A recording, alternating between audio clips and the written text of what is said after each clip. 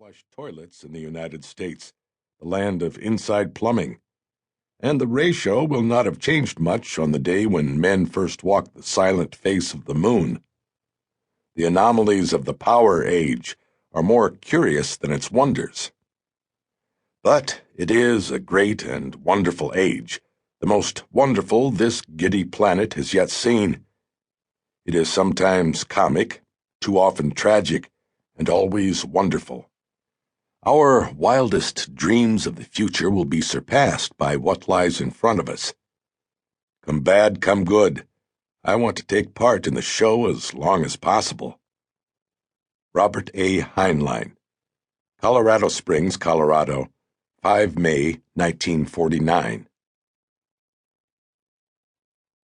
Let There Be Light. Archibald Douglas, SCD, PhD, BS, read the telegram with unconcealed annoyance. Arriving city late today. Stop. Desire conference. Cold light. Your laboratory, 10 p.m. Signed, Dr. M. L. Martin. He was he? He did he?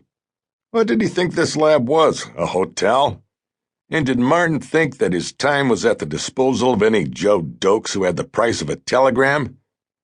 He had framed in his mind an urbanely discouraging reply when he noticed that the message had been filed at a Midwestern airport. Very well, let him arrive. Douglas had no intention of meeting him. Nevertheless, his natural curiosity caused him to take down his copy of Who's Who in Science and look up the offender. There it was, Martin, M.L., biochemist and ecologist, PDQ, XYZ, NRA, CIO, enough degrees for 6 men. Director, Guggenheim Orinoco Fauna Survey. Author, Collateral Symbiosis of the Boll Weevil, and so on through 3 inches of fine print. The old boy seemed to be a heavyweight. A little later, Douglas surveyed himself in the mirror of the laboratory washroom. He took off a dirty laboratory smock, removed a comb from his vest pocket, and put a careful polish on his sleek black hair. An elaborately tailored checked jacket, a snap-brim hat, and he was ready for the street. He fingered the pale scar that stenciled the dark skin of one cheek. Not bad, he thought, in spite of the scar.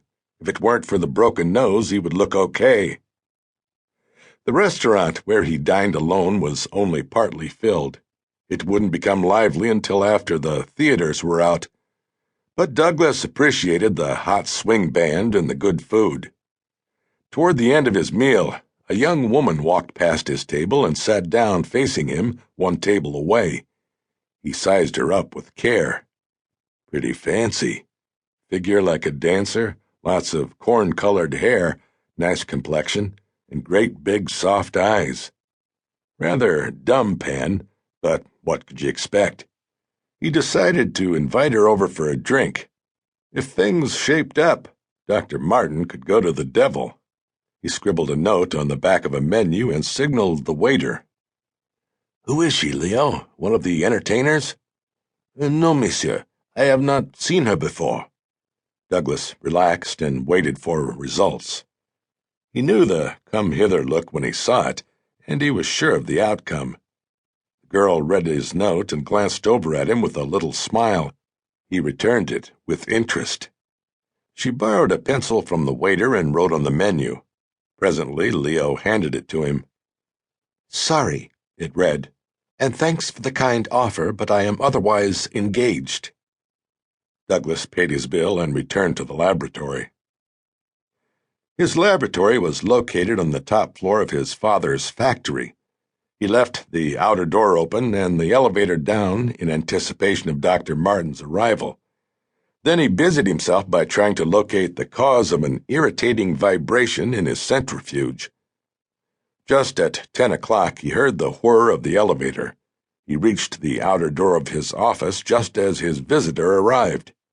Facing him was the honey-colored babe he had tried to pick up in the restaurant. He was immediately indignant. How did you get here? Follow me? She froze.